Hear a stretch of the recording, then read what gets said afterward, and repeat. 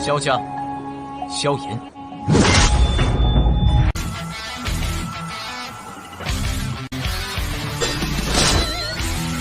指缝中的光点燃了梦魇，站在天端俯瞰着世界无边无边。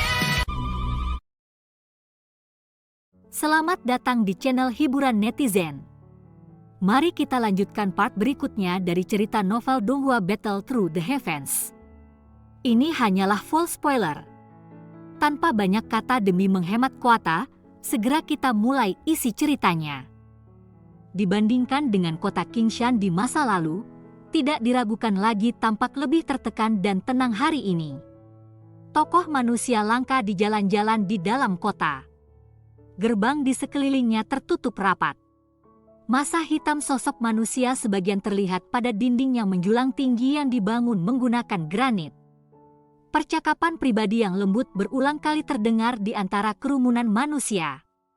Sial, bagaimana pengguna racun ini memasuki area tengah kerajaan? Apakah bagian depan tidak memiliki garis pertahanan dari aliansi Yan dan keluarga kekaisaran? 3 kerajaan besar telah bergandengan tangan untuk menyerang kekaisaran Jiama. Terlepas dari seberapa kuat aliansi Yan, ada batasan untuk tenaga mereka. Bagaimana mereka bisa mengurus setiap posisi? 10 orang plus bajingan ini seharusnya masuk melalui celah. Apa yang kita lakukan sekarang? Melihat lencana di dada orang-orang ini, ada Master Racun Bintang 4. Selain seorang ahli di kelas doang, siapa yang bisa menangani ahli racun tingkat ini? Kota Qingshan kami saat ini hanya memiliki pemimpin perusahaan Yan Cheng yang merupakan bintang 8 Douling. Yang lainnya kebanyakan di kelas Doushi atau Dadoushi. Jika Master Racun Bintang 4 itu menyebarkan kabut racun, kemungkinan banyak orang yang hadir akan segera diracuni dan jatuh pingsan. Sial, jika itu benar-benar tidak mungkin, kita akan keluar dan bertarung dengan mereka. Kami memiliki banyak orang, apakah kami masih perlu takut dengan 10 lebih dari mereka? Mereka dengan sungguh-sungguh berharap kami akan membuka gerbang sendiri. Bukan seolah-olah Anda tidak menyadari betapa menakutkan seorang master racun. Mereka menghususkan diri dalam pertempuran melawan kelompok sendirian. Jika itu bukan situasi di mana pihak lain menekan mereka dengan kekuatan absolut, tidak akan mudah untuk membunuh mereka. Sekelompok besar tentara bayaran berwajah dingin besar dikelilingi di tengah-tengah masa kepala manusia berkulit hitam. Mereka memiliki lencana perusahaan bayaran yang sama di dada mereka.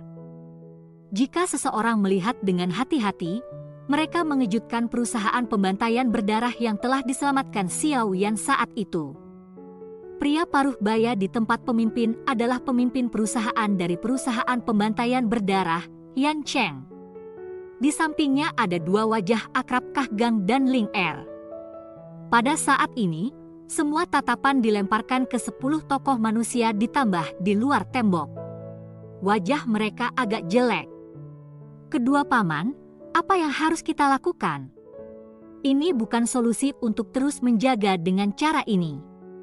Dikabarkan bahwa sejumlah ahli racun telah menyelinap ke dalam pegunungan binatang ajaib baru-baru ini. Ada laporan tentang kota-kota kecil yang dicuci dengan darah.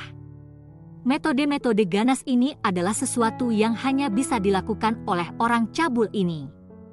Mata Ling Er yang ceria melihat dengan kejam pada 10 lebih sosok manusia di bawah dinding sementara dia berbicara dengan nada agak cemas. Apalagi yang bisa kita lakukan selain untuk mempertahankan tempat ini sampai kita mati? Apakah Anda tidak melihat bahwa mereka memiliki master racun tingkat 4 di antara mereka? Master racun dari tingkat ini adalah seseorang yang bahkan saya tidak memiliki banyak peluang untuk menang. Hari ini, jika pihak lain memiliki seorang ahli yang bisa terbang dan setinggi dinding yang dibangun khusus, yang dibangun untuk mempertahankan diri dari serangan oleh binatang ajaib, di sekitar kota Qingshan tidak ada, kemungkinan mereka sudah lama menuduh dan memulai pembantaian. Ekspresi Yan Cheng sangat suram saat dia berbicara. Sekarang, kita hanya bisa menunggu. Tempat ini adalah bagian dalam kekaisaran Jiama. Selama kami bertahan selama beberapa waktu, mungkin ada ahli dari aliansi Yan yang akan datang dan menyelamatkan kami. Ling Er tertawa pahit di dalam hatinya. Dia diam-diam menghela nafas. Saat ini, sebagian besar ahli dari aliansi Yan ditunda oleh para ahli dari 3 kerajaan besar, di mana ia akan menemukan kelebihan kekuatan. Namun, ketika semua orang mendiskusikan rencana, 10 orang manusia berjubah abu di bawah dinding akhirnya mulai menampilkan beberapa aktivitas. Seorang lelaki tua yang mengenakan lencana kelabang racun dengan 4 garis berwarna-warni di dadanya, perlahan berjalan ke depan. Mata segitiga gelap dan dinginnya melirik ke dinding saat suara mengerikan yang menusuk telinga perlahan-lahan dipancarkan. Suara itu segera bergema di telinga semua orang di dinding. Kami akan memberi Anda 10 menit untuk memutuskan apakah Anda akan membuka gerbang sendiri, atau saya yang lama akan mengeluarkan kabut beracun dan membiarkan semua orang di kota kecil ini mati karena tindakan bodoh Anda. Pria tua berjubah abu itu perlahan menutup matanya setelah suaranya terdengar. Dia tidak peduli tentang jenis keributan seperti apa yang diaduk di dinding. Waktu perlahan berlalu. Pria tua berjubah abu itu perlahan membuka matanya setelah 10 menit. Wajahnya yang keriput tanpa sadar mengungkapkan senyuman yang kejam ketika dia melihat bahwa tembok itu tidak bereaksi. Suaranya gelap dan dingin ketika dia berkata, "Apakah kamu benar-benar berpikir bahwa tembok kota mampu melindungi kalian semua?" Cahaya hijau yang tidak biasa muncul di wajah pria tua itu begitu dia mengatakan ini. Dia segera melambaikan lengan bajunya dan kabut hijau racun besar muncul. 10 individu muda berjubah abu-abu di belakang lelaki tua itu segera menjerit ketika kabut racun muncul. Mereka melambaikan kedua tangan mereka, membawa angin liar bersamanya.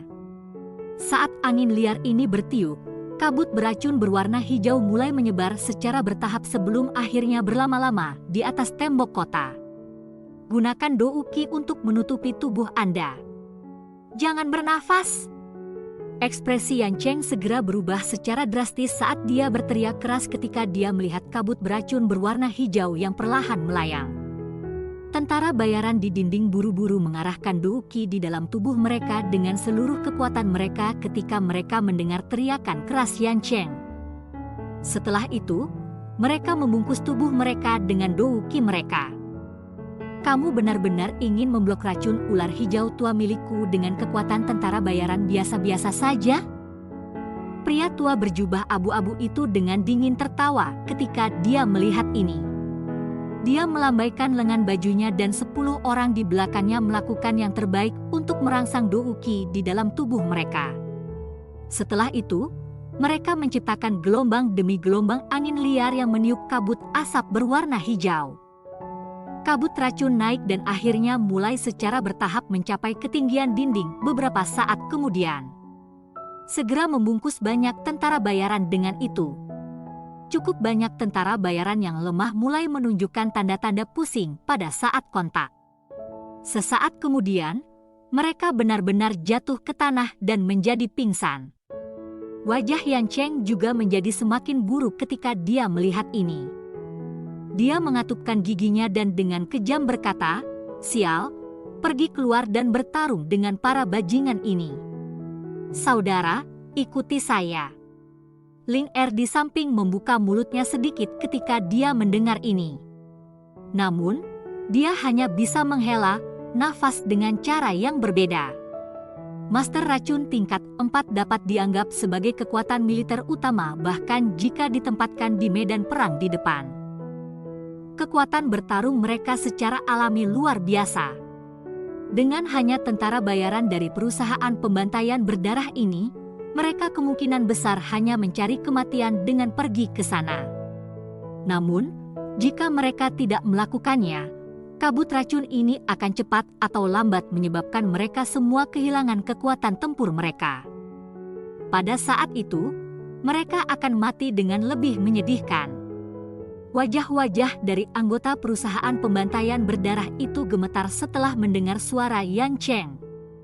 Mereka dengan marah mengangguk ketika mereka mempererat genggaman mereka pada pedang tajam mereka. Orang tua berjubah abu-abu di bawah melihat keributan di dinding dan kekejaman di matanya menjadi lebih padat. Selain ahli Dowling, yang diam-diam dia agak khawatir, dia bisa mengambil sedikit kehidupan orang-orang yang tersisa di sana dengan gelombang tangannya. Pria tua berjubah abu itu tertawa liar di dalam hatinya. Gelombang kabut berwarna hijau lainnya terlempar keluar. Perasaan sepi dalam hati orang-orang di dinding tanpa sadar menjadi lebih padat setelah melihat ini. Bajingan tua ini benar-benar memegang pikiran untuk membantai mereka semua. Cukup sejumlah tentara bayaran mulai mengeras. Mereka berencana untuk menundukkan kepala dan mempertaruhkan nyawa mereka setelah melihat lambatnya munculnya kabut beracun hijau terang yang kedua. Setelah sering menjilat darah dari pedang mereka tidak merasakan sedikit pun rasa takut meski mengetahui bahwa tindakan mereka ini mencari kematian. Bagaimanapun, mereka akan mati tidak peduli apa yang mereka lakukan. Suhu langit tiba-tiba naik dengan cepat sementara semua orang siap turun dari dinding. Setelah peningkatan suhu, kabut racun hijau yang tebal mulai mengeluarkan suara cici. Segera, itu menjadi seperti salju dalam minyak mendidih karena cepat tersebar. Adegan yang tiba-tiba mengakibatkan kedua belah pihak terkejut. Mereka saling memandang dengan wajah yang bingung. Dua sosok manusia buram tiba-tiba muncul dari arah pegunungan binatang ajaib sementara semua orang masih bingung. Dalam beberapa napas, kedua orang ini muncul di langit di atas kota kecil. Ahli Dowang. Semua orang melihat sepasang sayap Douki di belakang kedua orang ini pada saat sosok mereka muncul. Mereka segera mengeluarkan gelombang seruan. Segera, kedua pihak menjadi gelisah, takut bahwa ini adalah penguatan pihak lain. Di antara dua sosok manusia yang muncul, orang di depan benar-benar terbungkus dalam api hijau giok. Suhu panas berserakan dari tubuhnya. Di belakangnya adalah seorang gadis kecil yang tubuhnya memancarkan cahaya ungu samar. Dia melihat orang berjubah abu-abu di bawah. Api hijau giok berkibar perlahan. Sesaat kemudian, itu secara bertahap menyebar dan mengungkapkan pria muda berjubah hitam di dalamnya. Yan Cheng yang agak gelisah dan yang lainnya di dinding memandang pemuda berjubah hitam yang telah mengungkapkan wajahnya. Mereka tiba-tiba terkejut. Ling Er di samping juga tercengang saat dia bergumam, ini sebenarnya dia. Kepala Xiao. Yan Cheng terkejut sesaat sebelum dia tiba-tiba bereaksi terhadap situasi ini. Tubuhnya tiba-tiba berdiri dan dia berteriak kegirangan. Tentara bayaran tidak pulih dalam waktu singkat ketika mereka mendengar teriakan Yan Cheng. Namun, dari penampilan Yan Cheng, sepertinya orang yang datang bukan musuh. Mereka segera menghela nafas lega. Ekspresi pria tua berjubah abu-abu di bawah berubah drastis pada saat yang sama saat Yan Cheng berteriak keras. Tampaknya orang yang datang adalah seorang ahli dari Kekaisaran Jiama. Ketika pikiran ini melintas di hatinya, tubuhnya tiba-tiba berubah menjadi kabut hijau saat dia bergegas menuju hutan. 10 orang berjubah abu-abu di belakangnya buru-buru mengikutinya. Tatapan Xiao Yan mengamati 10 yang melarikan diri ditambah sosok manusia berjubah abu-abu dari langit. Api tak terlihat di ujung jarinya sedikit berfluktuasi. Cici, saat fluktuasi muncul, 10 ditambah lagi sosok manusia berjubah abu-abu yang akan memasuki hutan, tiba-tiba bergetar.